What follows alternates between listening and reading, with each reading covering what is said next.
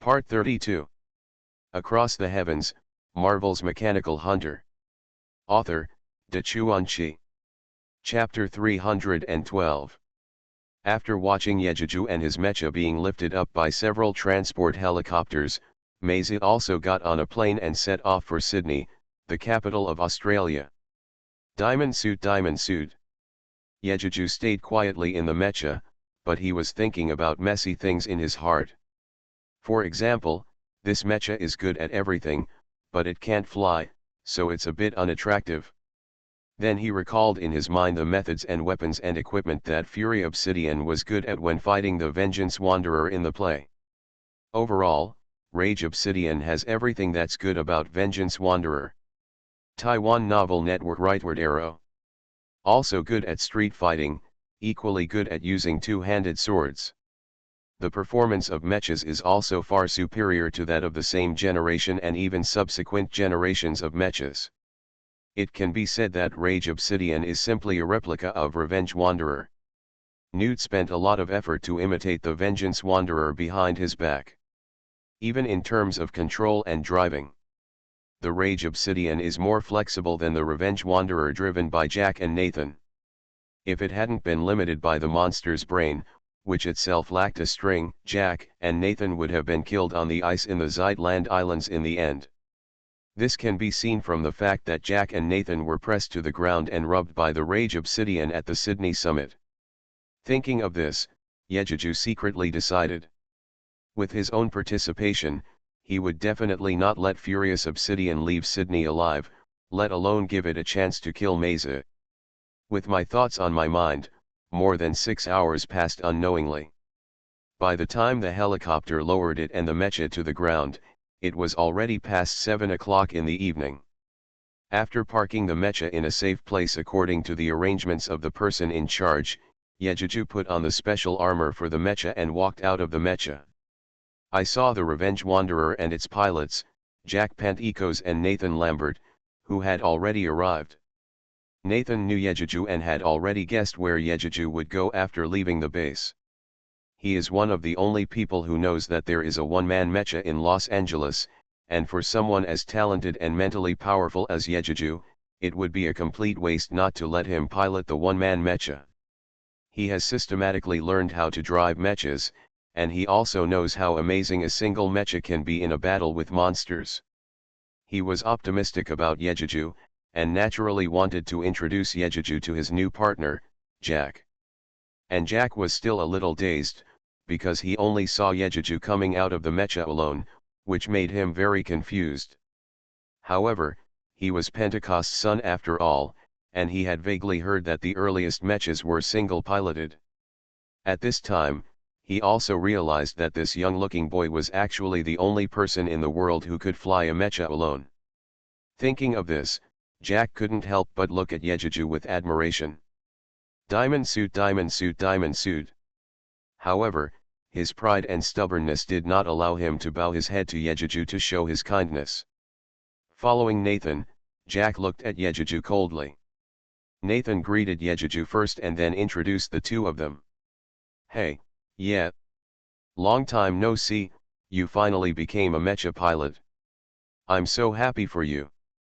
As he spoke, he pulled Jack in front of him and said, "Yeah, this is Jack Pantikos, and he is also an extremely outstanding mecha pilot. I think after hearing his name, you should have guessed who his father is, right?" When he heard Nathan introduce himself and talk about his father, Jack suddenly became unhappy. He waved his hand and opened the hand held by Nathan and said displeasedly, "I told you so, Nathan. I am me and my father is my father. There is no need to introduce me to anyone, just bring out my father. Yejuju knows too much about such proud people, after all. I have never been exposed to it. Watch online movies when they are released. Don't watch too much." Hearing this, he smiled slightly and said, "Hello, Jack. My name is Yejuju, from China. You can call me Yet.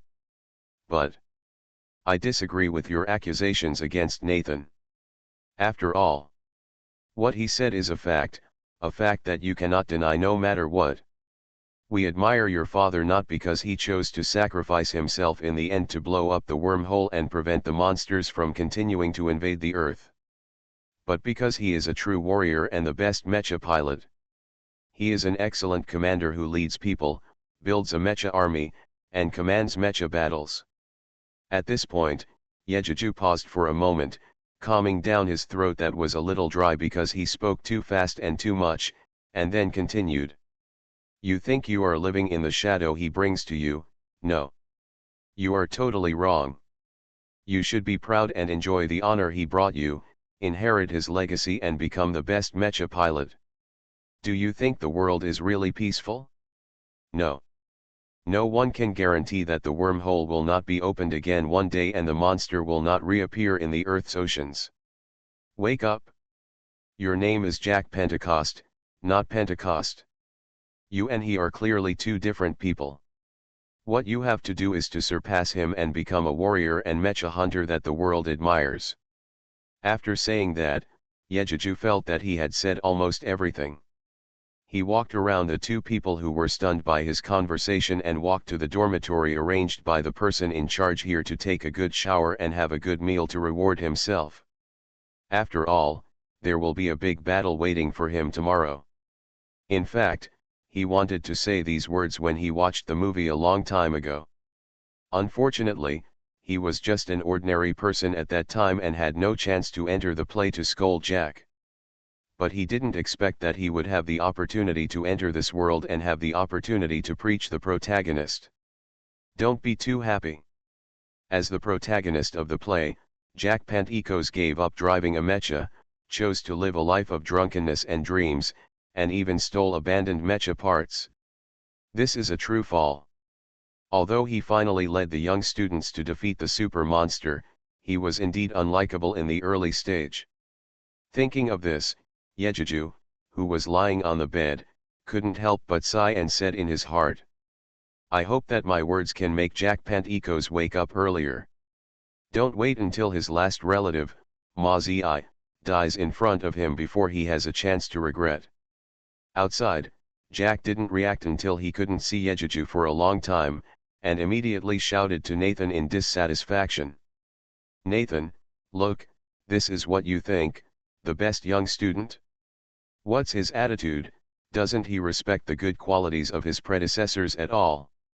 He still lectures me shamelessly, Who am I, Jack Pentecost? When I was driving a mecha, he just learned to play with urine mud. Across the Heavens, Marvel's Mechanical Hunter. Author, De Chuanchi. Chapter 313. Listening to Jack's complaints, Nathan was not unhappy at all, and even felt happy. Although Jack's mouth was still stiff, he could hear the slightest change in Jack's tone when he spoke. That's good. As long as Jack changes for the better, that's a good thing. Searched Can on Google. But in the distance, Maze, who witnessed this scene, was so excited that he almost shed tears. She is the one who cares about Jack the most. Not only because Jack is the only flesh and blood of her adoptive father, but also because he is the younger brother who has lived with her for more than 10 years and whom she almost watched grow up. The person who most wanted to see Jack accept his identity as his adoptive father's son and get back on his feet was her sister, who was not related by blood. She was happier than anyone else when she saw that Jack had changed a little despite his tough words, and she even thanked Yejuju silently in her heart.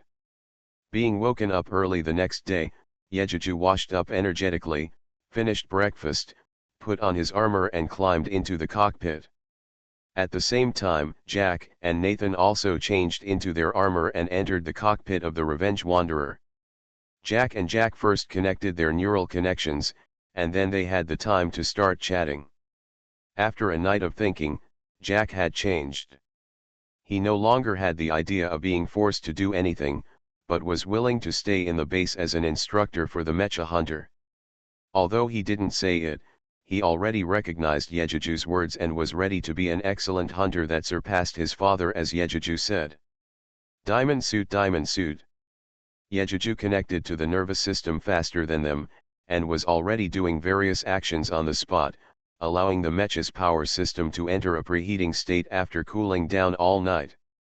After a while, a staff member holding a tricolor flag asked the three of them to drive the two mechas to the open space.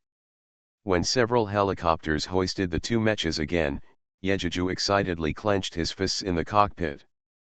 The battle he was looking forward to was finally about to begin. At around 9 o'clock in the morning, two mechas were hoisted over the grass outside the Sydney Opera House. General Kwan's voice came from the headsets of the three people and said, "Death Warrior, Vengeance Wanderer, I am General Kwan. I want you to be in your best condition and stand there in your most powerful posture. Tell me, are you ready?" Jack and Nathan's words of "That's it, General," came from the headset. The reply.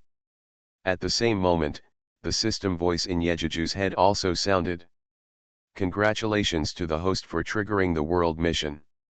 Kill the Mecha Rage Obsidian and expose its true identity to the world in advance, and you will be rewarded with 10,000 experience points."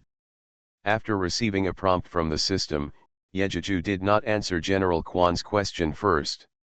It was not until Jack and Nathan's answers came from the headset that Yejuju said to the headset, "Ready. Okay. Please be ready to land at any time. Attention crew 123 put." General Kwan's voice reached the ears of the three people and the crew. The next moment, the steel cables hanging the two mechas were released together with a clang.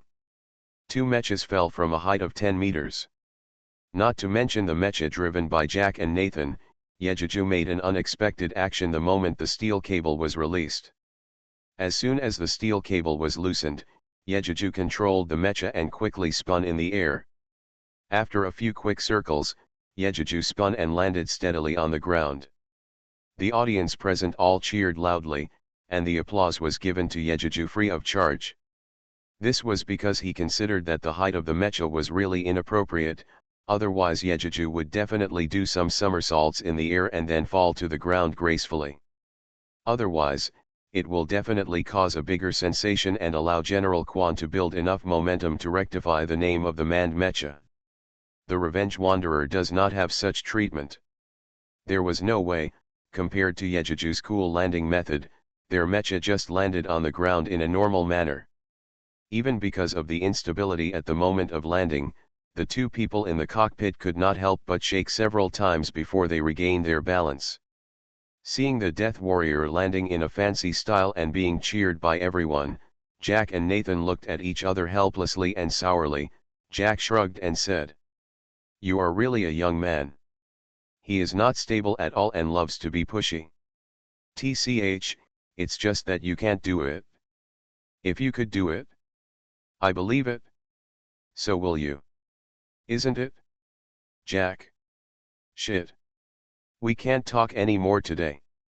After Jack finished complaining, he muttered softly, "This guy is really unexpected.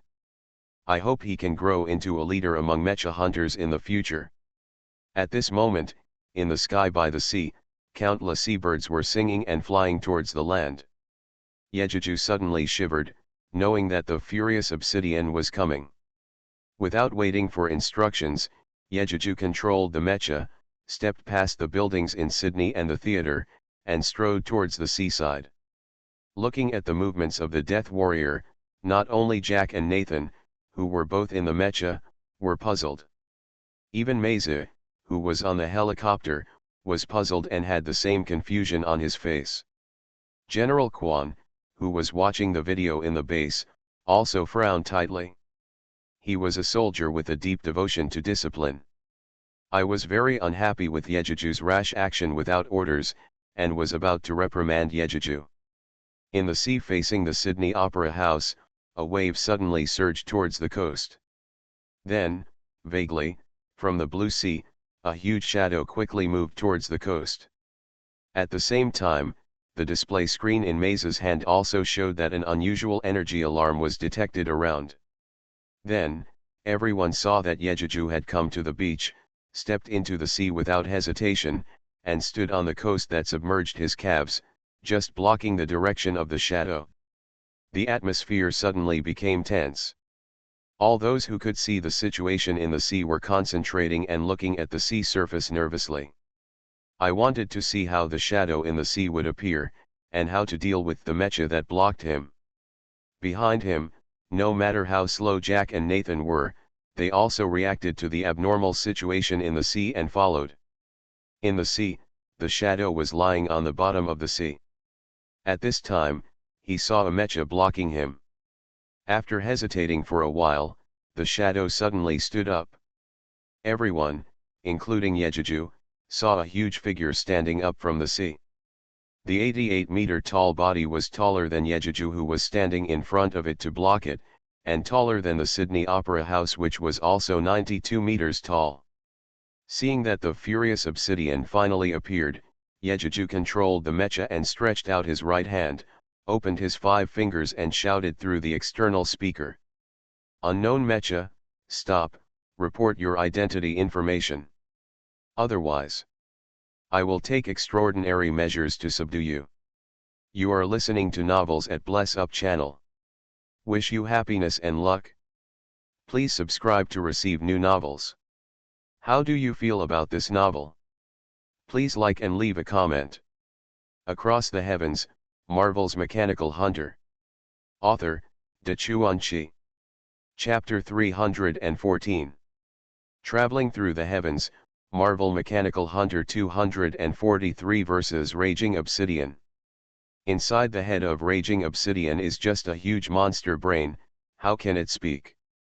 Blocked by Yejuju's mecha, Raging Obsidian hesitated for a while, and then launched an attack on Yejuju's mecha without saying a word. Taiwan Novel Network Rightward Arrow Diamond Suit. Diamond Suit. The two mechas were only 5 or 6 meters apart, and they could almost reach each other with their hands. With a whoosh sound, a huge steel fist like a millstone came towards Yejuju's head with a sharp sound of wind. Facing such a powerful punch that was enough to smash a concrete wall, Yejuju in the mecha smiled contemptuously. He ducked, lunged forward, dodged the punch, and hugged the waist of the furious obsidian. Using the inertia of the lunge, he pressed the 88-meter tall, 1,998-ton heavy body of the furious obsidian into the sea.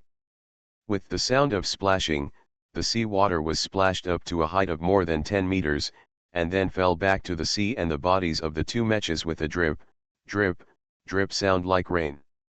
The crowd of ordinary people watching all screamed loudly, and the timid ones chose to retreat away from the battlefield of the two mechas. After all, the battle between mechas would hurt the lives of ordinary people like them who could not run fast if they were not careful.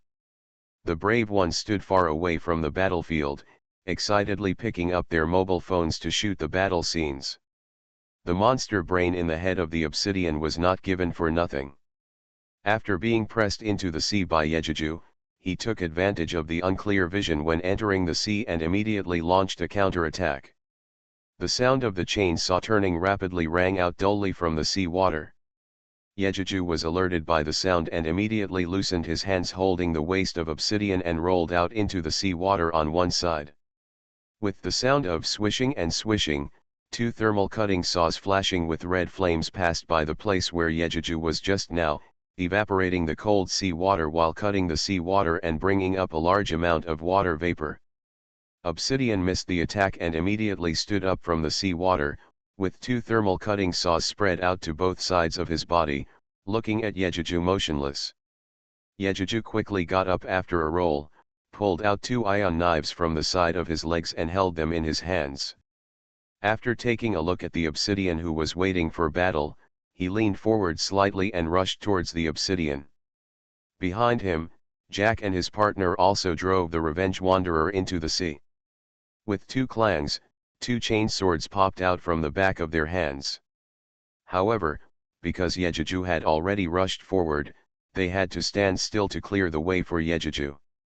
Yejuju rushed in front of Obsidian, and swung his left-handed knife horizontally, tempting Obsidian to raise his thermal cutting saw to resist. The left-handed knife slid across Obsidian's thermal cutting saw without any effort, and at the same time, it swept away one of Obsidian's thermal cutting saws.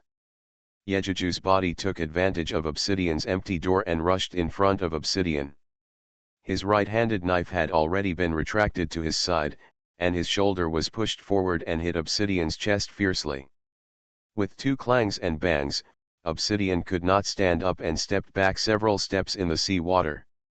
Yejuju was unyielding, waving the two knives in his hands, and slashed at Obsidian's unbalanced body with clangs and clangs. What a pity! Although Yejuju moved quickly, the double swords in his hands were not powerful enough. The double swords that could cut off the heads of level 3 monsters could not split the steel armor on Obsidian's body, leaving only a few shallow scratches and countless sparks. Obsidian was hit by Yejuju's double swords continuously, and he became angry. His body slightly bent, and a gap suddenly opened in the armor on his back, and the mental jammer hidden inside for mecha hunters was activated. Suddenly, with a radius of 10 meters around it as the center, a sharp and piercing buzzing sound rang out rapidly. Suddenly, Yejuju, who was within the radius of the jammer, felt a sudden pain in his head. Subconsciously, he quickly gathered his mind. And then he felt his head clear up and was no longer affected by the jammer. That's right. The connection between Yejuju and the Death Warrior was the highest level of soul consciousness connection. Although Yejuju did not know the power of the jammer, his spirit was naturally relaxed and was affected by the jammer for a moment. Fortunately, Yejuju's spirit was high enough, so he was alert at the moment of being hit and was not completely affected by the jammer. When Obsidian saw Yejuju's body shaking, he thought that Yejuju had been hit, and immediately raised the thermal cutting saw in his hand and swung it at Yejuju. Seeing this, the Revenge Wanderer behind him rushed up with the chainsword without hesitation, wanting to help Yejuju resist this attack. The sword comes. What a pity! Jack and the others did not know that Obsidian was equipped with a device that interfered with people's spirits. As soon as they stepped into the range of the jammer, their spirits were disturbed.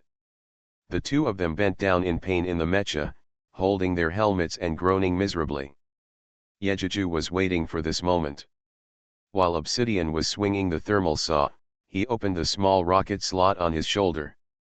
Sizzle, sizzle, sizzle. At least 7 small rockets, trailing black smoke, shot towards Obsidian's chest. Of course, Yejuju didn't expect to kill Obsidian with a few small rockets. He just wanted to attract Obsidian's attention and make it too busy.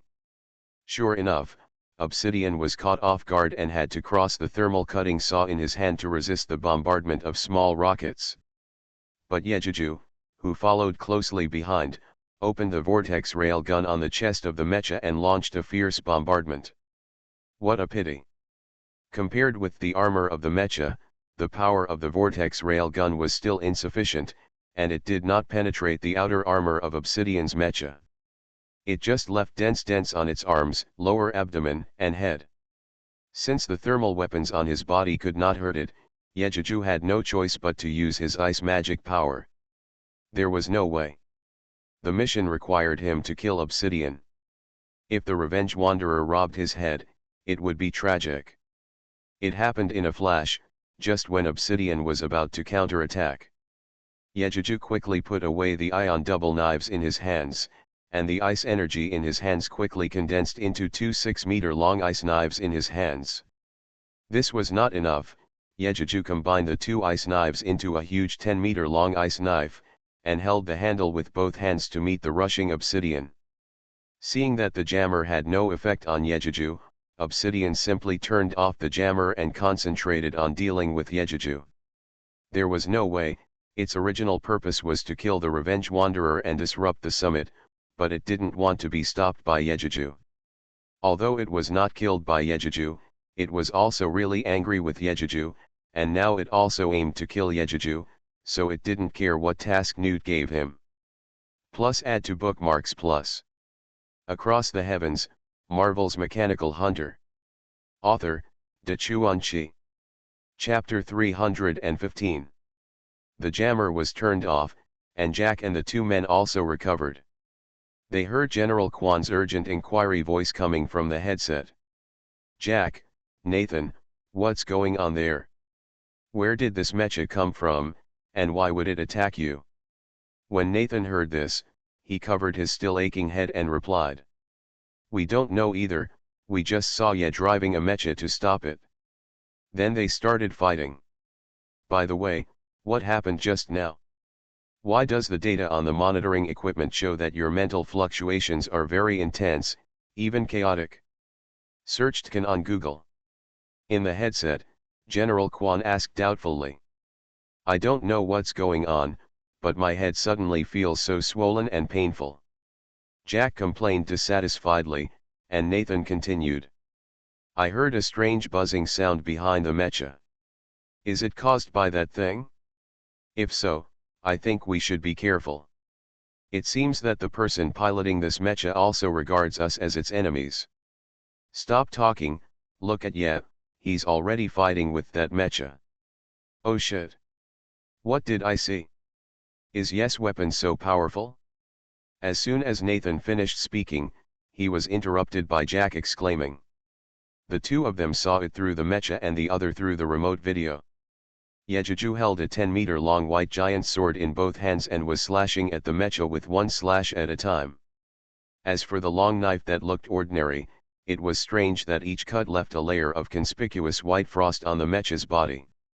As Yejuju's movements continued, the white frost gradually turned into a thick layer of ice, almost wrapping the entire mecha in ice. This is simply unbelievable. What the three of them thought of was, is Yejuju still a human? You need to know what weapons and functions the Death Warrior piloted by Yejuju has after Yejuju successfully boarded the plane. Mesa compiled the materials and sent them back to the base. There are a few people in the base who know the capabilities of mechas very well. It is no exaggeration to say that, apart from the advantage of being more flexible in single-pilot operation, the Death Warrior can be said to be completely inferior to the subsequent generations of mechas produced. Not to mention, compared with the strongest among mechas, the Vengeance Wanderer. But under such circumstances, Yejuju used weapons that the mecha itself did not have.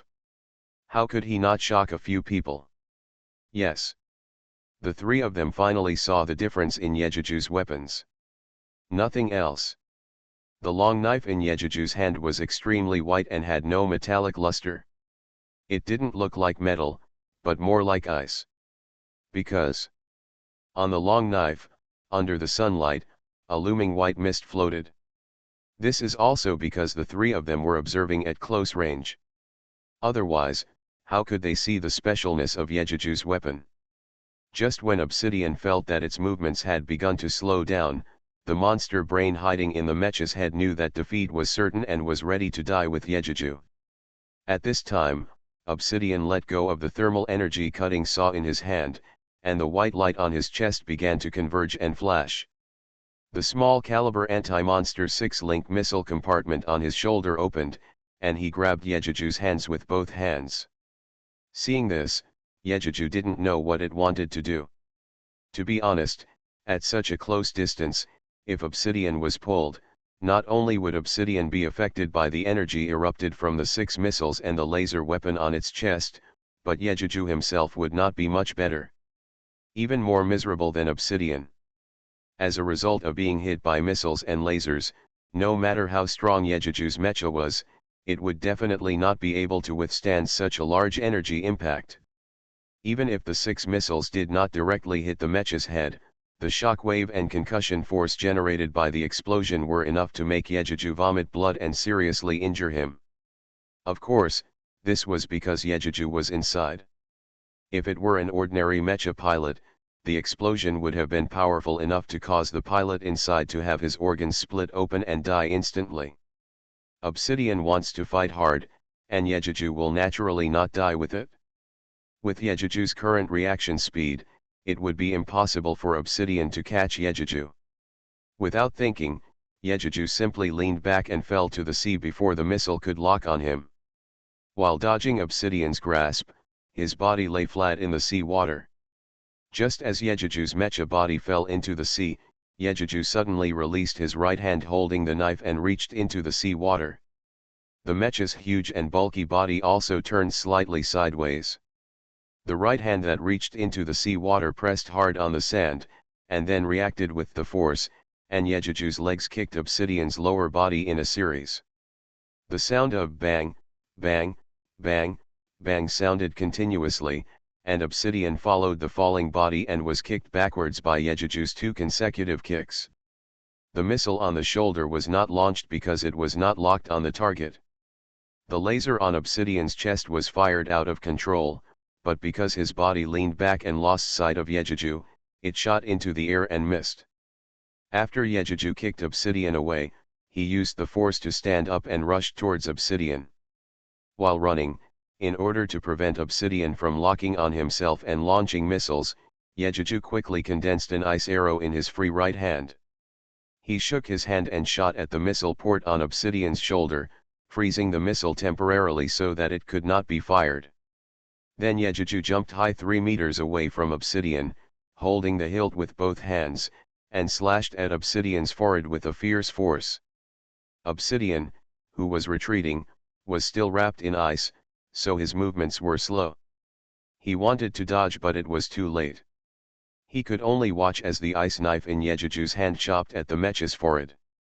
With a sound of click, crunch, Obsidian's forehead was split open by the ice giant knife, and white frost quickly spread from the crack, and then under the influence of the cold air of the ice knife, it quickly condensed into an ice layer and invaded the mech's head. Not surprisingly, the monster brain in Obsidian's head was also injured by the ice, and many of the tentacles connected to the mech's control system were frozen, losing most of the mech's ability to move. Yejuju also breathed a sigh of relief at this time. He pulled out the ice knife and turned the handle upside down. He raised it high and was about to insert it into the crack of Obsidian's forehead. Watching Yejuju's actions, to be honest, General Quan, Jack and Nathan in the mecha, and even Ma Zi on the helicopter wanted to tell Yejuju not to kill the pilot in the mecha. Because what they thought in their hearts was that no matter who was in the mecha, if they could recover it, it would become another powerful force among the mecha hunters. Across the Heavens, Marvel's Mechanical Hunter. Author, De Chuan-Chi. Chapter 316. But Yejuju's movements were so fast that several people just wanted to stop him, so it was too late. Just when Yejuju's ice blade penetrated through the crack on Obsidian's forehead, Jack, who were just behind Yejuju, heard a sharp scream coming from the Obsidian mecha's head.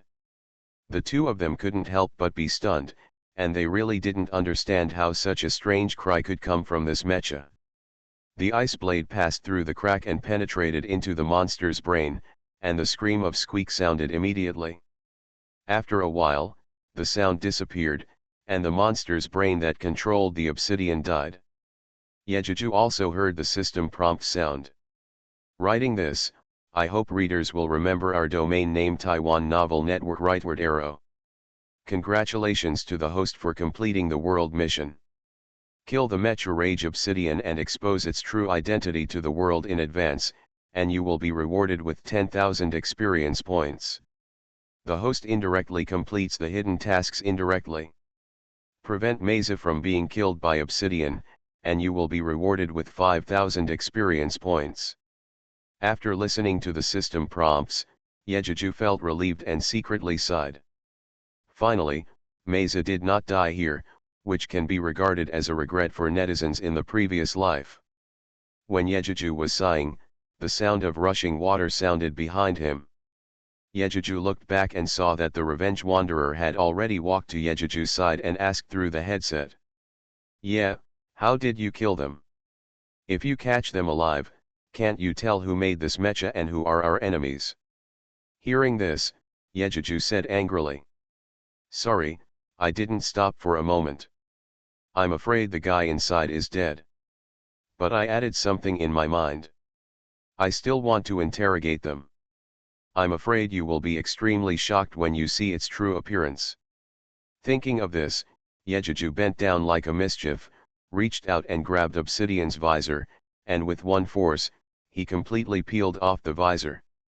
Sure enough, what looked like a pile of rotten flesh inside the visor was the brain of a monster. Seeing this, Yejuju pretended to be surprised and stepped aside. After Yejuju screamed and backed away, Jack and Nathan also came forward and saw at a glance the dead monster's brain that was still covered in ice. What? Jack, Nathan, and General Quan, who saw the monster's brain clearly from the video, all exclaimed in surprise. After hearing the exclamations one after another, Maisie hurriedly asked, "What's wrong?" The other three people have not yet come to their senses. This incident really shocked them. In the past, when monsters invaded the Earth, humans could still rely on mechas to fight the monsters. But if the mechas are also controlled by monsters, do humans still have a chance to survive? Seeing that none of the three people answered Maisie, Yejuju said into the headset, "Instructor Maisie, I'm afraid things are in trouble. The person piloting this mecha is not a human but a monster brain." "What? How is this possible?" Sure enough, Maisie was also frightened and exclaimed. Yejuju curled his lips secretly in the mecha and said in his heart, "Does this scare you? If this lets you know that Newt is the mastermind, he has actually been controlled by the monster brain.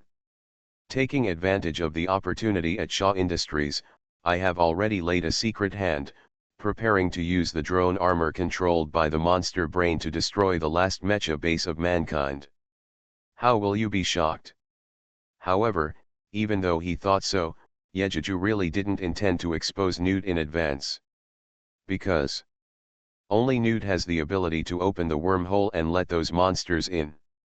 Only then can he have the opportunity to gain experience and benefits from completing tasks. At this moment, General Quan finally recovered from the shock and immediately ordered through the headset, "Maisie, inform our people to bring this mecha completely to the base, and we will ask Professor Herman Gottlieb to study it carefully. Is such a situation special and can be copied infinitely? Besides, Vengeance Wanderer and Death Warrior, please come back too. There is no need for us to participate in the summit." Yes. The four of them accepted the order at the same time and took action separately. Before the onlookers were about to rush up to watch, the two mechas lifted Obsidian's body one after another and quickly left the Sydney Opera House. Yejuju had already put Obsidian's two thermal energy cutting saws into the space when the previous few people hadn't noticed.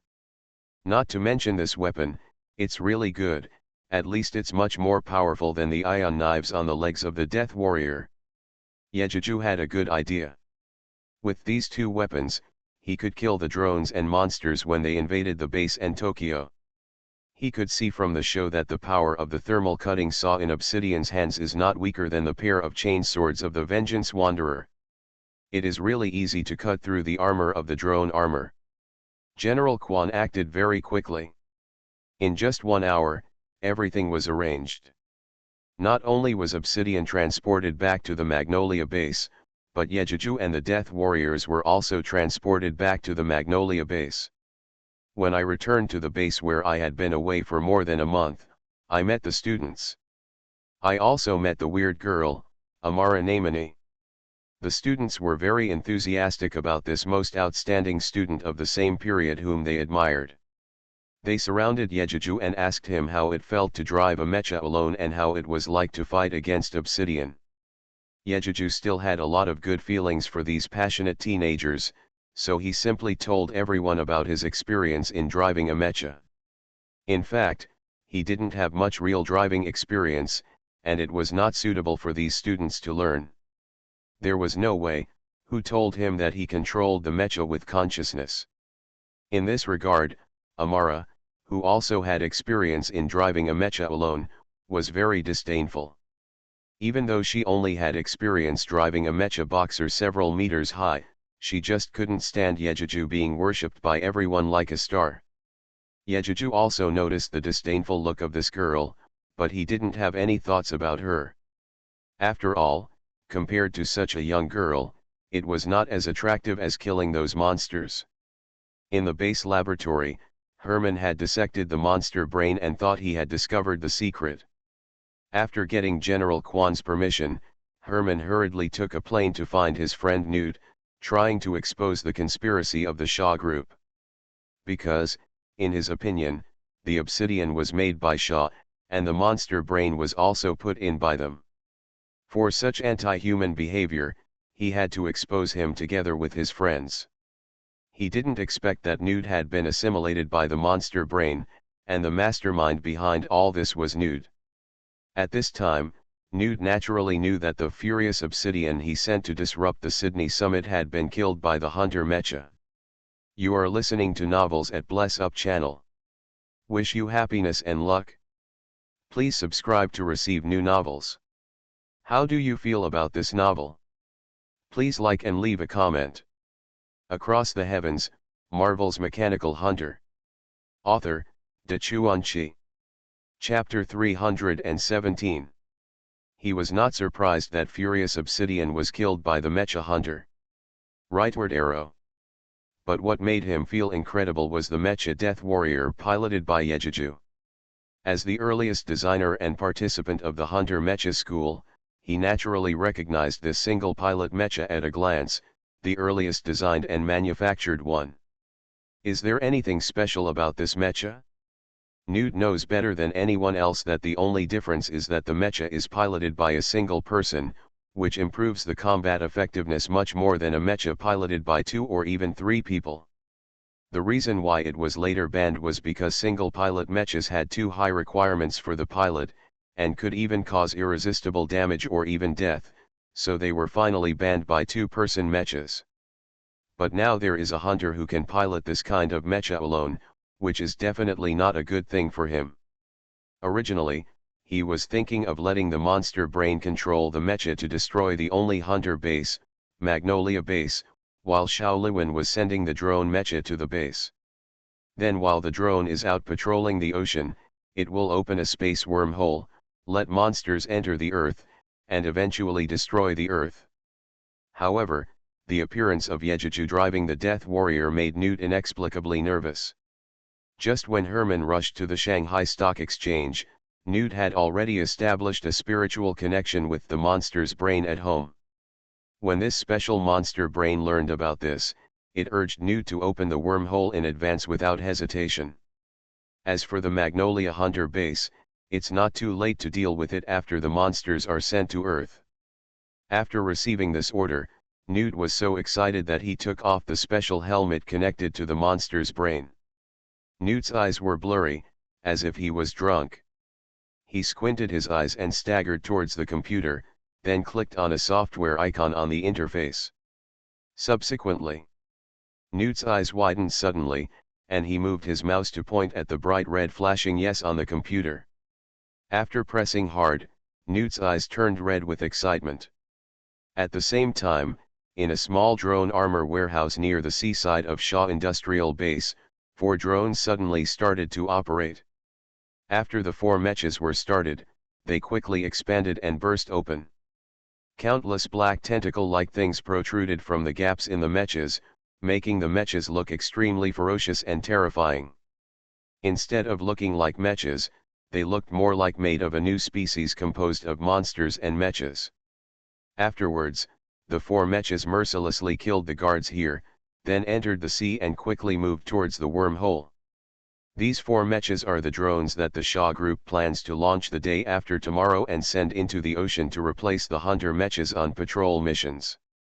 It was also because of special circumstances that all 4 mechas were stored here, and that was why Newt activated the mechas in advance without anyone noticing. And in all this, even Yejeju, who had known the plot for a long time, did not expect Newt to act in advance. It also resulted in the wormhole being discovered by the people monitoring the wormhole almost an hour after it was opened. As a result, the number of monsters that later entered the Earth was far more than the 3 in the play. After doing all this, Newt no longer stayed in Shanghai. He didn't even pack his luggage and got on the plane to Tokyo with a tablet. Besides, Herman hurriedly came to Shanghai to look for Newt to no avail, so he had no choice but to return to Magnolia Base. This also led to the reason why when humans later discovered that the drone opened the wormhole, no one reminded Xiao Liwen, causing the wormhole to close much later than in the play. This may be the best explanation for how one hair can affect the whole body. After all, Obsidian was killed by Jack and Nathan only after the summit in the play, but here, Yejuju killed him in advance, and because he was driving a single-person mecha, it gave Newt the reason to act in advance. At this time, in the Yulon base, General Quan and Meze, plus a few official mecha hunters, were having a meeting in the conference room. As a special being in the student class, Yejuju was also invited to attend the meeting. After all, Yejuju has been proven to be a qualified mecha hunter. At the beginning of the meeting, General Quan stood in the middle of the conference room. The virtual screen in front of him displayed the model data of the Rage Obsidian and the image of the monster's brain inside. After everyone saw the image clearly, General Quan said seriously, "Tell me what you think." According to Professor Herman's anatomical research, mechas controlled by monster brains like this can be mass-produced. So, are there any mechas like this? Yes, where are these mechas? And who made it? These are things we urgently need to know right now. In order to deal with the possibility of more existence in the future, I called everyone to hold this meeting.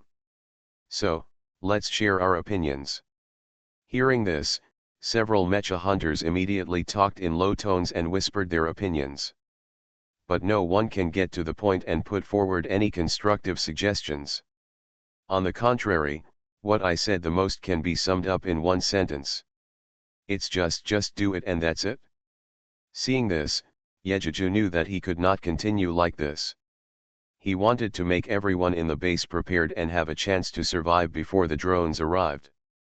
After all, maybe there will be some kind of hidden mission when the time comes.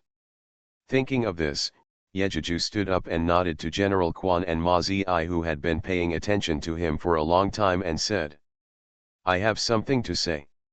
Hearing this, General Quan immediately took it seriously. Because he had a feeling Yejuju must be able to say something constructive. I didn't see it. At the summit, only Yejuju noticed the abnormality and responded in the first time. Otherwise, after the monster mecha took action, it was unknown what serious consequences would occur. What's more, Yejuju showed abilities that they didn't understand in which battle. Because of this, General Quan and Ma Zi trusted Yejuju very much, and wanted to hear Yejuju's opinions and suggestions on this matter. Thinking of this, General Quan nodded to Yejuju and said, "You say?" Yejuju cleared his throat loudly, and then said, "First of all, we can see from Professor Herman's research results and this mecha that there must be more than one monster mecha like this. No other ones have been found yet, but they are still hiding in the dark. Secondly, where do these monster brains come from? Is it left over from the past or where it came from? This question is really unclear for the time being, so let's not talk about it. So, what is the purpose of the people who own them to create this mecha? Is it only for our hunter base, or for all mankind? Also, who or what organization can create such a sophisticated mecha? Across the Heavens, Marvel's Mechanical Hunter. Author, De Chuanqi. Chapter 318. Speaking of this, Yejuju paused deliberately. Seeing that everyone had listened, a few smarter ones had already lowered their heads to think, and then continued.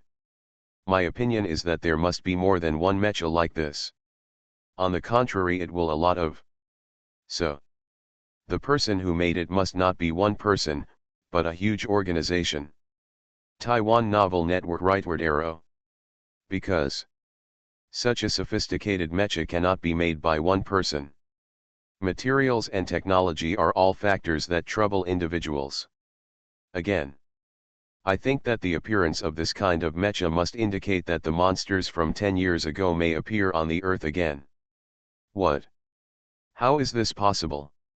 Hasn't the wormhole connecting the Earth been blown up? Yeah, this is no joke. Do you have any evidence? Yes. Yeah, don't say such things casually.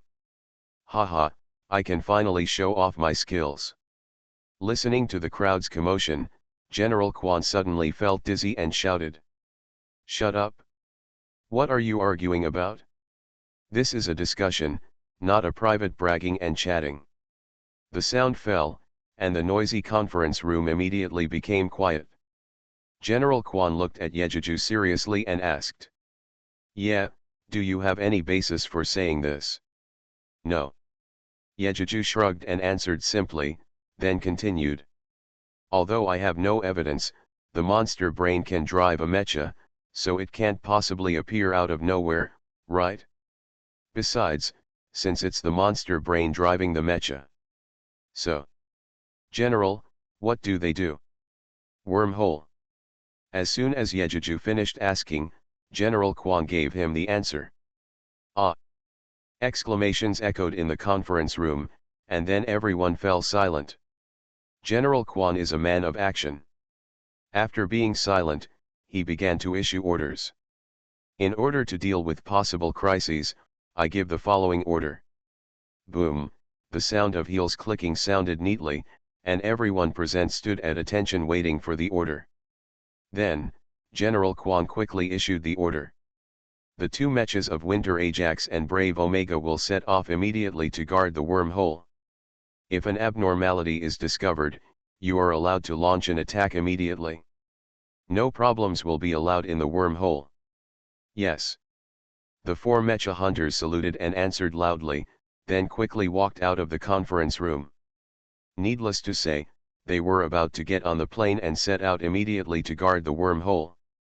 Yejuju thought for a while, but still didn't say anything to stop him. Although according to the plot, when the wormhole opened, it was when the drone armor attacked the base. After this time passes, taking the initiative is just useless. But letting them pass is much better than being destroyed by drones in the base, right? He did not expect that Nude had already taken action in advance, and the original plan to operate the wormhole and the base together had gone awry because of his appearance. Then, General Quan continued. "Meze, you are responsible for gathering intelligence and first targeting those corporate organizations that have the strength and ability to manufacture mechas. Strive to find evidence as soon as possible, report it to the committee, and sanction them. The rest of the people stay at the base and are ready to fight at any time in order to deal with emergencies." "Yes." This time everyone stood at attention and answered loudly, accepting the order. Unfortunately, their action was too late after all. When the two mechas were ready, the four drones controlled by the monster brains had already begun to open the wormhole. Yejuju hadn't seen this, otherwise he would have been extremely shocked by this. In reality, the process of opening a wormhole is much more fantastic and beautiful than in the show. Four drones stood in the four directions of the wormhole, and the energy devices on their chests projected dazzling green light. After the light beam was projected into the sea, it reflected the entire seawater in green, and it was vaguely visible that the unfathomable seabed was changing. A black round shadow the size of a football field appeared in the seawater, and within a moment, a huge dark figure quickly climbed up from the circular hole. Not long after, a black shadow emerged from the sea with a crash. It was the monster that attacked Tokyo at the end of the play, the White Snake. This monster is not that scary.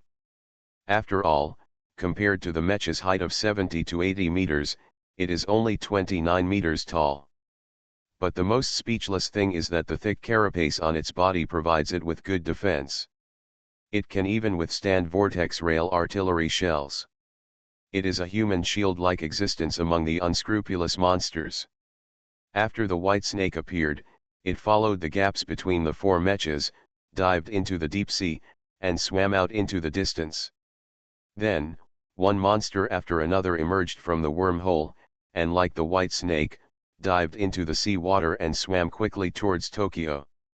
When Ajax and Brave Omega came to the wormhole in winter, they saw four white mechas projecting energy beams into the sea water.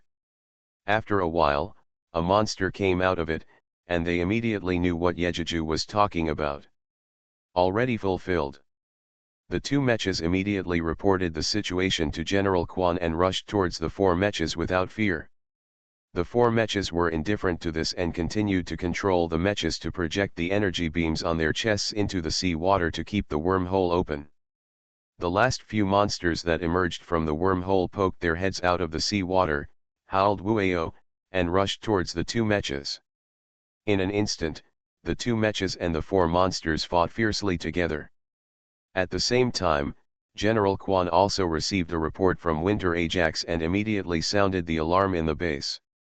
When the alarm sounded, all the base personnel ran out and gathered in the open space outside the base. Yejuju also ran out of the base with the students. Soon, a large group of people formed several square formations in the open space according to their different divisions of labor. General Quan and Ma Zi stood at the front of the queue. After everyone gathered, General Quan took out the loudspeaker and shouted, "It's urgent. There's something wrong in the wormhole. Everyone, move up. All mechas are in motion. Led by the Revenge Wanderer, all go to the wormhole to support Winter Ajax and Brave Omega." Yes. The deafening shouts rang out, and everyone moved up. Yejuju and the old hunters all put on armor, got on the mechas, drove out of the warehouse and waited in the open space. All the transport planes in the base took off, and the steel cables were hung down and hung on the mechas by the staff. At this time, Yejuju received a system prompt. "Congratulations to the host for triggering the world mission. Kill 4 monster mechas and all monsters near the wormhole, close the wormhole, and reward 15,000 experience." Okay, there's finally another mission. Yejuju couldn't help but wave his arms excitedly in the mecha. Then, he felt the body of the mecha tremble violently, and then the mecha was lifted into the air. Across the heavens, Marvel's Mechanical Hunter. Author, De Chuanchi. Chapter 319. On the ground, watching the 4 mechas being lifted up and flying into the distant sky, several students all looked up at the sky with envy. Suresh sighed and said, "Google searched can. When can we officially drive mechas and fight monsters like Ye?" Yes. I really envy Ye, who can drive mechas and fight monsters so soon. What's so great about it, isn't it just high mental power? Maybe once fighting with monsters, you will be beaten to pieces. This was naturally said by Amara, who couldn't stand Yejuju, and naturally got all the students' glares at her, holding back the words she wanted to complain. In the air, even if there is a transport plane carrying a mecha to the wormhole, it will not arrive in a short time. When Yejuju and the others arrived near the wormhole, they saw the hero Omega being besieged by 2 monsters, and Sheng Sheng had one arm bitten off. Yejuju didn't want these mecha hunters to sacrifice. After all, who can guarantee that the wormhole will not open again after he leaves this time? Leaving a few more mecha hunters for this world can also allow the humans in this world to have the power to protect themselves. Thinking of this, there is no need for the transport plane to disconnect the steel cable. Yejuju opened his hands, and with a thought, he took out 2 thermal cutting saws from the space. The right thermal cutting saw casually waved above his head, easily cutting the steel cable, and Yejuju fell straight into the sea in the air. With the sound of boom, splash, Yejuju immediately stood up from the bottom of the sea again with a splash. Yejuju took a big step and rushed towards the 4 monster mechas that were still maintaining the wormhole. Feeling the threat of Yejuju to the mechas that maintain the wormhole, the monsters that had just drilled out of the wormhole rushed to Yejuju without saying a word, trying to stop Yejuju from destroying the opening of the wormhole. What a pity. This monster is just a level 3 sickle-headed monster. Its combat power may be okay in Ring 1, but it is not very good in Ring 2. Yejuju did not even slow down his forward speed. He just placed 2 thermal cutting saws in front of him one after the other. Facing the bloody mouth of the monster, the thermal cutting saw in his right hand flashed with dazzling red light, and he slashed it from bottom to top. With a sound of puff, the power of the thermal cutting saw was fully revealed at this time. The mecha hunters who were still in the air saw Yejuju's sword easily cut through the monster's open mouth. The hard skin and huge body, under this sword, cut a level 3 monster in half like a knife cutting tofu. The most surprised among them were Jack and the others. Because the weapon used by Yejuju was obviously the Revenge Obsidian, how did it end up in Yejuju's hands? Diamond suit, diamond suit, diamond suit, diamond suit. Don't mention it, although they had to rush at that time. I still remembered it afterwards and sent people to salvage it. Unfortunately, they searched the whole sea area and didn't find the two weapons. Unexpectedly, they appeared in the hands of Yejuju's mecha. This is nothing. After all, it was just a matter of words for Yejuju's mecha to use these two weapons. But the amazing thing is, no one who came with Yejuju saw that Yejuju carried these two weapons on his back. So how did these two weapons appear? And this question is destined to bother everyone forever. Because after killing the monsters here, Yejuju will rush to Tokyo and kill several monsters that are heading to Tokyo to destroy the Earth. And after killing these monsters, it means that the mission of this world has ended. Then Yejuju has no need to continue to stay in this world. Yejuju's neat and swift movements made everyone excited. It was so wonderful and amazing. If they were here, they would be lucky if they were not covered in blood from the large amount of blue blood splattered from the monster's wound. But the monster's blood did not splash on Yejuju's mecha, not even a drop. In fact, after Yejuju swung a sword, he turned sideways and rushed past the monster's body at high speed, as if he was confident in the sword, and he didn't even look at the monster's body. When the distance was close, another monster came out of the wormhole and rushed towards Yejuju with a howl. It's not that these monsters are brainless and want to come up one by one to die. In fact, the monsters that came out early were already on the way to Tokyo and couldn't come back to rescue. The monsters that came out later were entangled by Winter Ajax and Brave Omega, and they could not separate themselves to besiege Yejuju. Yejuju ignored the monster that rushed over, and his eyes were only on the monster mecha that was standing in the sea not far in front of him, unable to move, and still maintaining the wormhole. You know, Yejuju is very sober. As mentioned earlier, Yejuju didn't want to see so many mecha hunters die. In this case, it is naturally the right decision to destroy the wormhole first to save them. This is also a helpless move, and he didn't expect what happened. Obviously, there is no such scene in the plot. How could there be a deviation? Newt actually let the mecha open the wormhole in advance. Since we want to ensure victory in this Earth defense war in the event of an accident, it is not so easy not to close the wormhole first. Until now, he still doesn't know how many monsters will come out of the wormhole. Yejuju doesn't want to be involved in endless battles with monsters in the future. At this time, the 4 mechas in the sky also landed from the air into the sea. In addition to the Revenge Wanderer to support Yejuju. The other 3 mechas, Saber Athena, Phoenix Gorilla, and Heroic Protector, all rushed to the battlefield to rescue the imperiled Brave Omega and Winter Ajax. Just when Yejuju was about to slash the monster mecha in front of him with a sword, perhaps the monsters knew the importance of the wormhole to them. A level 4 monster, Tail Rat, who had just rushed over to rescue the monster mecha, howled and took the initiative to pounce on the sharp blade of the thermal cutting saw in Yejuju's hand. Judging from the posture, it was going to sacrifice itself and stop Yejuju from killing the monster mecha that maintained the wormhole open. Yejuju naturally would not let it do what it wanted, and threw the thermal cutting saw in his left hand with a shake of his hand. With a puff, the thermal cutting saw penetrated his hard outer skin and skeleton without any hindrance, and deeply pierced into the skull-like head of the tail-standing rat. The tail-standing rat was not surprised at all, and the brain was pierced by this sword. The body fell into the sea and died while charging. The corpse, which was dozens of meters long, fell into the sea, splashing the sea water all over the sky. Like a heavy rain, it fell back to the sea and Yejuju's mecha. You are listening to Novels at Bless Up channel. Wish you happiness and luck. Please subscribe to receive new novels. How do you feel about this novel? Please like and leave a comment. Across the Heavens, Marvel's Mechanical Hunter. Author, De Chuan-Chi.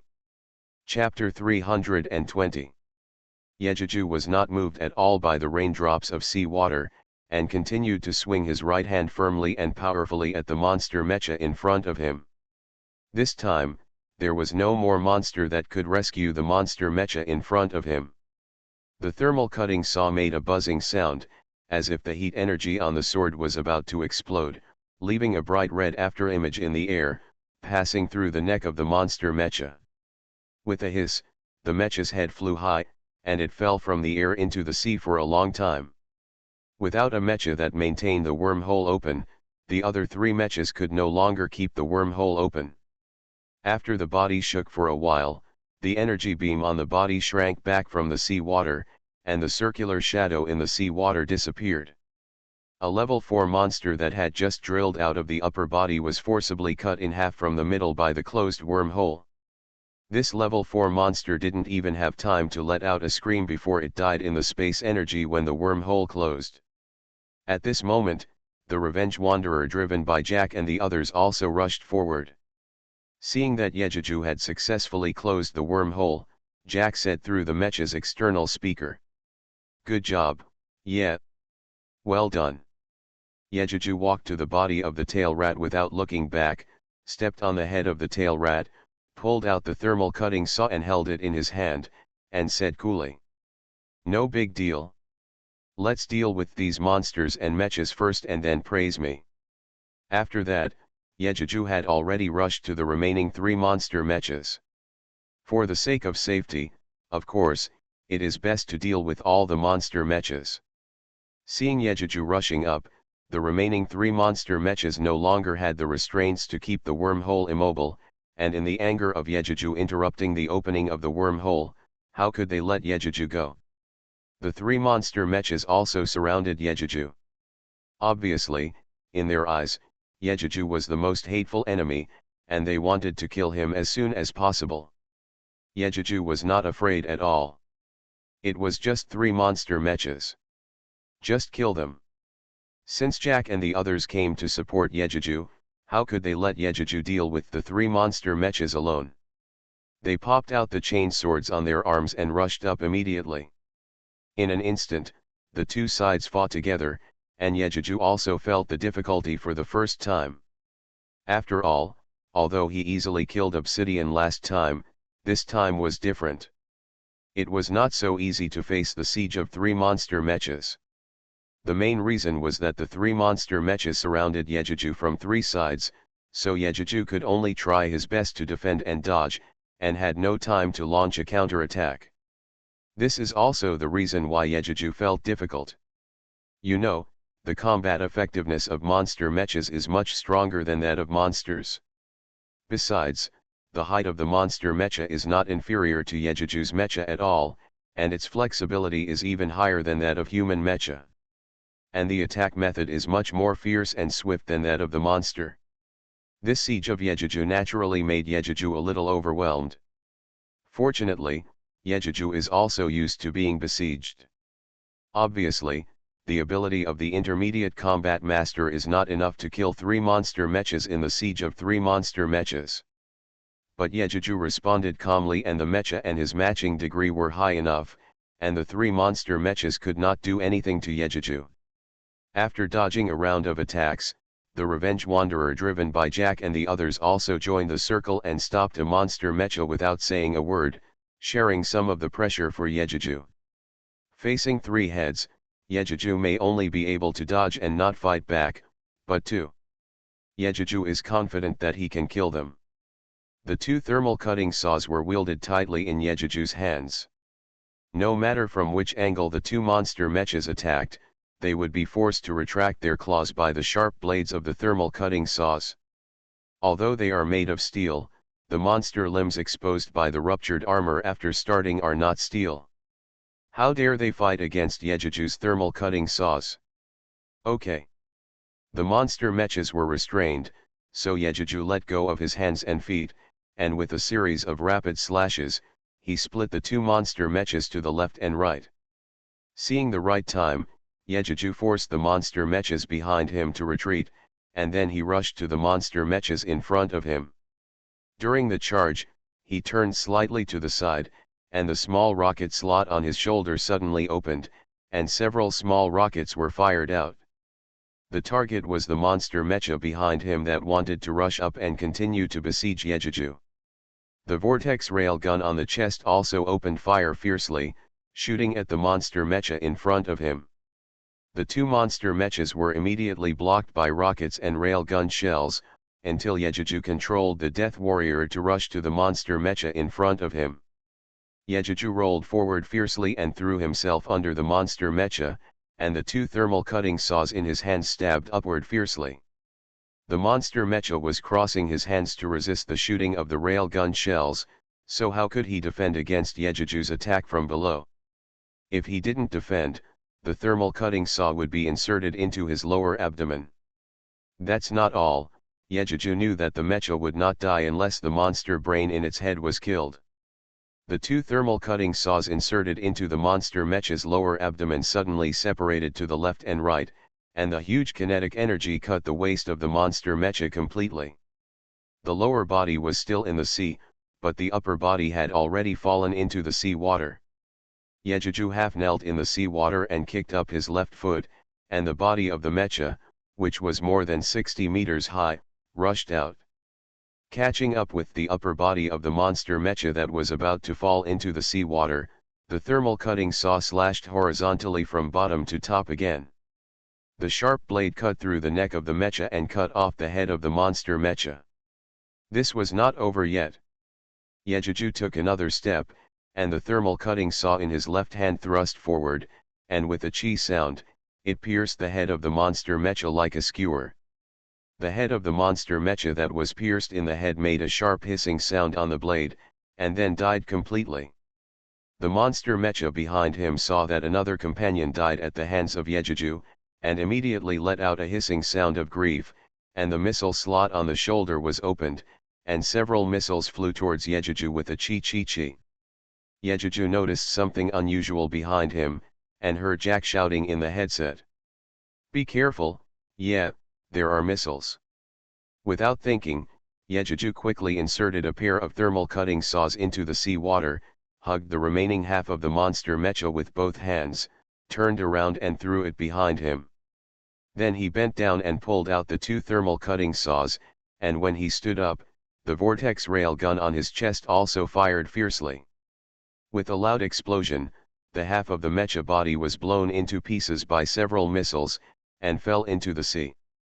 Across the Heavens, Marvel's Mechanical Hunter. Author, De Chuan-Chi. Chapter 321. Then Yejuju's vortex railgun and peng kept shooting at the monster mecha. The monster mecha was forced to no longer have time to launch a missile, and it could only jump left and right and roll to avoid the rail cannon fire. Yejuju did not stay where he was, chasing the monster mecha and shooting at it while approaching the monster mecha. The monster mecha was hit by the rail cannon and was forced to dodge left and right, and had no time to fight back against Yejuju. Unprepared, Yejuju rushed forward.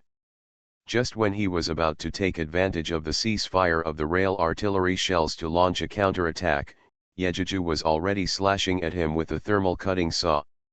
The monster mecha let out an angry roar and stretched out its claws to grab Yejuju's sword-holding wrists. It's a pity that Yejuju's fighting skills are obviously much higher than it, so how can it catch his wrist? A pair of thermal cutting saws continued to slash at its body, but the arm sank slightly to avoid its claws. There was a sound of metal being cut, and the energy drive on the chest of the monster mecha was cut open by the thermal cutting saw, making a boom energy explosion sound. Under the huge energy impact, the monster mecha became unstable and fell backwards. Yejuju stepped forward and jumped more than 10 meters high with a single effort of his feet. While his body jumped into the air, he slashed out with the sword in his right hand. With a crunch, the monster mecha's head was cut off by a thermal cutting saw. The head was separated from the neck and fell into the sea water. Yejuju's left-hand sword pierced the mecha's head fiercely, and the monster let out an unwilling and shrill roar before being ended by Yejuju's sword. At this moment, the Revenge Wanderer driven by Jack and Nathan also killed the fighting monster mecha. At this point, the 4 monster mechas that opened the wormhole were all killed by 3 people and 2 mechas. Yejuju didn't have time to celebrate the victory with Jack, so he strode into the sea and rushed towards the battlefield between mechas and monsters. There were 6 monsters fighting with Winter Ajax, Phoenix Ranger, Heroic Protector, and Saber Athena on a battlefield with a radius of 3 kilometers. As for their opponents, the worst one is the strongest level 3 monster, and the rest are all level 4 monsters, which can be regarded as powerful among monsters. However, the combat effectiveness of these mecha hunter warriors was significantly inferior to Yejuju, Jack, and Nathan. It's been so long, and when we rescued the brave Omega, a monster was killed by 3 mechas. Yejuju and the Vengeance Wanderer have both killed 2 monsters and 4 monster mechas, and they haven't finished the battle yet. It has to be said that after 10 years of peace, even though these mecha hunters trained as usual every day, their combat experience was obviously insufficient. You know, the monsters that come from the wormhole are not as good as those in the simulator. Their daily training experience is really not enough for them to kill these monsters quickly. Of course, the battle ended quickly after Yejuju and the Revenge Wanderer joined. Just when the battle ended, Yejuju also received a system prompt. Congratulations to the host for completing the world mission. Close the wormhole, kill 4 monster mechas and all monsters near the wormhole, and reward 15,000 experience points. Tip: the host level has been improved. Currently, it is level 30. Strength and physical strength are each increased by 5, intelligence, spirit, and agility are each increased by 1. They have been automatically assigned to the attribute panel. Please check the details by the host. Tip: the host level is upgraded to level 30, and the professional talents and skills are upgraded to advanced. Professional talents and skills are being upgraded. The upgrade time is 10 seconds. Countdown: 10, 9, 8, 3, 2, 1, upgrade completed. Tip: the host level is increased to level 30, and the machine manufacturing space is expanded to 10,000 square meters. A wave of knowledge about combat and machine manufacturing poured into Yejuju's brain, making Yejuju's energy level of 32 points almost unbearable. My head felt bursting with pain. Fortunately, this time did not last long, and the professional talent skills were upgraded. Yejuju also quickly ran through the advanced professional talent skills in his mind, and suddenly had a feeling. With his current combat skills as a senior combat master, not to mention the 3 previous monster mechas that besieged him, even 3 more were no problem. After the battle, the corpses of almost 10 monsters were scattered in the seawater within a radius of 5 kilometers. The entire seawater in this area was dyed even more dazzlingly blue. Regardless of the excitement of the other hunters piloting the mecha, Yejuju felt particularly heavy. Because he knows. Long before everyone rushed here, monsters had already emerged from the wormhole and did not stay here. Because among the corpses of these monsters, Yejuju did not see the 3-headed monster that appeared later in the play. White Snake, Shrikethorn, and Thunder Monster. Obviously, these 3 monsters had already headed towards Tokyo when they emerged from the wormhole. Just when Yejuju was worried, General Kwan's voice came from the headset. "Soldiers, you have done a good job. You have temporarily solved the crisis of the Earth." Really? Yejuju thought with great solemnity. From General Kwan's words, Yejuju could tell that the base must have discovered traces of at least 3 other monsters. "General, are there more monsters coming out of the wormhole?" Without thinking, Yejuju asked.